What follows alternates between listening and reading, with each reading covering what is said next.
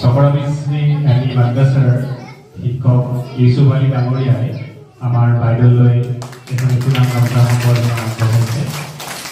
তেখেতলৈ আমি অশেষ ধন্যবাদ জ্ঞাপন কৰিছোঁ আৰু অকণমান সময় তেখেতক লৈ যাবলৈ অনুৰোধ জনাইছোঁ। আফছুজা বাইদেউ হতে মই 2018 চনৰ পৰাই এতিয়ালৈকে একাত্ম হৈ আছোঁ। যেতিয়া এইখন বিদ্যালয়ত মই প্ৰথম আহিছিলোঁ, তেখেত ইতিমধ্যে এইখন স্কুলৰ প্ৰধান শিক্ষয়িত্ৰীৰ দায়িত্ব পালন কৰি আছিলে। 2018 চনৰ ফেব্ৰুৱাৰী মাহৰ পৰা আজিলৈকে প্ৰায় 7 বছৰৰো অধিক কাল আমি একেলগেই এইখন বিদ্যালয়ৰ উন্নতিৰ হকে কাম কৰিছোঁ। তেখেত যদিও প্ৰধান শিক্ষয়িত্ৰী, কিন্তু আচাৰ ব্যৱহাৰত আমি আচলতে ভাতৃ ভগ্নীৰ নিচিনাই আছিলোঁ। বয়সত মোতকৈ কিছু সৰু হ'লেও তেখেতক প্ৰধান শিক্ষয়িত্ৰী হিচাপে মই বাইদেউ হিচাপে সম্বোধন কৰিছিলোঁ, যদিও আমাৰ সম্বন্ধবোৰ ভাতৃ ভগ্নীৰ স্নেহেৰে এতিয়ালৈকে বান্ধ খাই আছে আৰু আমি আশাবাদী আগলৈও আমাৰ এই সম্বন্ধ চলি থাকিব। যদিও তেখেত আজি এইখন বিদ্যালয়ৰ পৰা যাব লগা অৱস্থা হৈছে, নতুন বিদ্যালয়লৈ গৈ তেখেতে আগৰ দৰেই কৰ্মস্পৃহাৰে নিজৰ কৰ্মক্ষেত্ৰত সুনাম কঢ়িয়াব বুলি আমি দৃঢ় বিশ্বাসী। বিদায় দিয়াবলৈ আচলতে কাৰো মন নাযায়, কিন্তু অনিচ্ছাকৃতভাৱে হ'লেও বিদায় দিবলৈ আমি বাধ্য। কি ঠিক হয়তো কালি পৰহি ময়ো এইখন বিদ্যালয়ৰ পৰা বিভাগীয় নিৰ্দেশনা অনুসৰি হয়তো বিদায় লৈ যাবলগীয়া হ'ব পাৰে। তেতিয়া আফছুজা বাইদেউৰ বিষয়ে ক'বলগীয়া বহুখিনি কথাই আছে। তেখেতে ছাত্ৰ ছাত্ৰীসকলৰ মাজত শিক্ষাৰ যিদৰে প্ৰসাৰ কৰিবলৈ যত্নকৰ হৈছিল, সেয়া আমি নিজ চকুৰে দেখিছোঁ।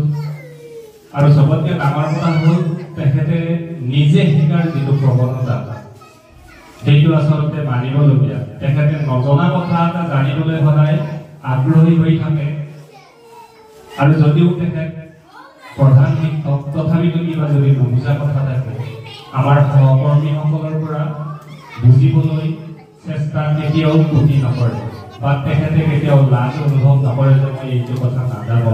আৰু মানুহৰ জীৱনৰ আটাইতকৈ ডাঙৰ এচিভমেণ্ট তেতিয়াই পায় যে নজনা কথা এটা জানিবলৈ যেতিয়া সদায় আগ্ৰহ কৰে।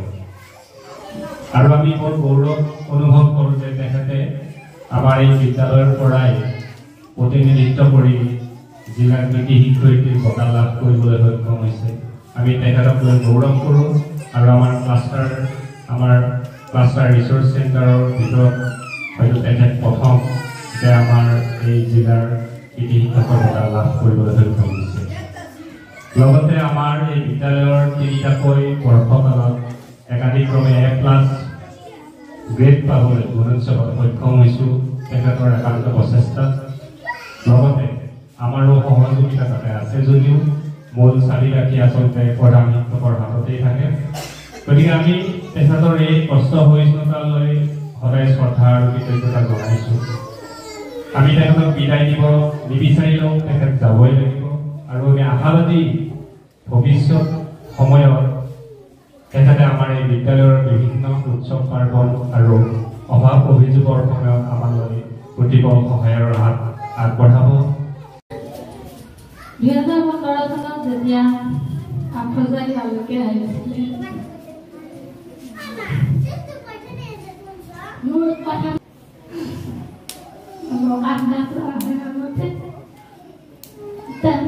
আফছুজা আৰু মোৰ ভনী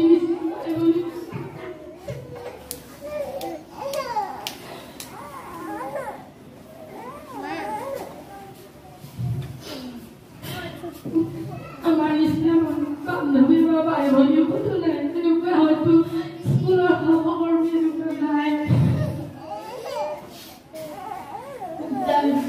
মোতকৈ সৰু বহুত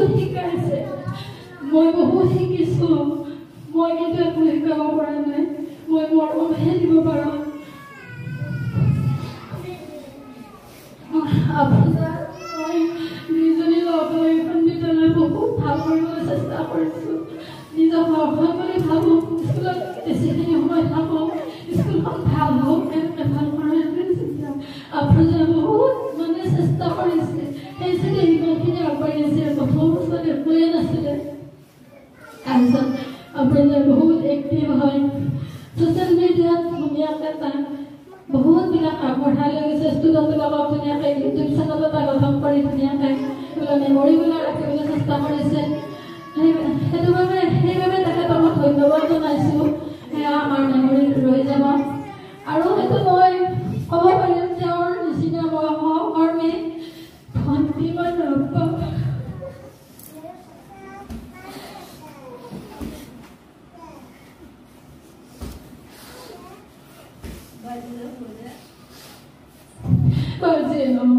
আপোনালৈ মই শুভেচ্ছা জনাইছোঁ ভগৱানৰ ওচৰত প্ৰাৰ্থনা জনাইছোঁ ইয়াতে যেনেকৈ তেওঁ সক্ৰিয়ভাৱে বিদ্যালয়ত পাঠদান কৰিছে ঠিক তেনেকৈ নতুন বিদ্যালয়তো তেওঁ একে উদ্যমেৰে শিক্ষাদান কৰক ছাত্ৰ ছাত্ৰীক ওপৰলৈ উঠাই নিয়ক সমূহ কাৰ্যতে তেওঁ আগবাঢ়ি যাওক ভগৱানক মই ইয়াকে প্ৰাৰ্থনা জনাইছোঁ আৰু শুভেচ্ছা জনাইছোঁ ইয়াকে মই মোৰ ৰ'ব আৰু অকণমান থাকি গ'ল আমাৰ দুজনে নিজকে যেনেকুৱা ঘৰুৱা বাই ভনী যেনেকুৱা কেতিয়াবা কিবা লাগে আমাৰ কিন্তু একো লগা নাছিল তথাপি কেতিয়াবা যদি কিবা কৈছিলোঁ তুমি মোক মাফ কৰি দিবা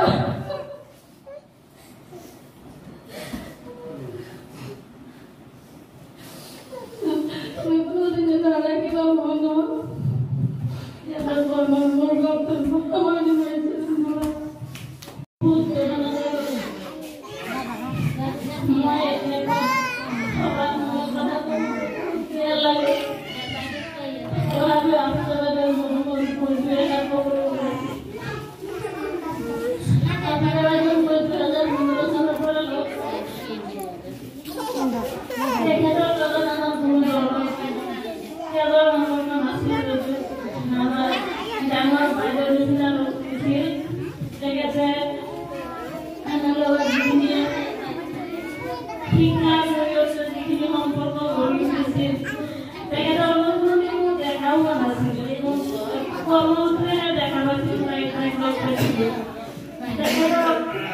মোৰ মাৰ নিচিনা লাগিছিলে তেখেতে এই বিদ্যালয়ত আহি পিছপৰা অঞ্চলত যিখিনি উন্নতি কৰিছে সঁচাকৈ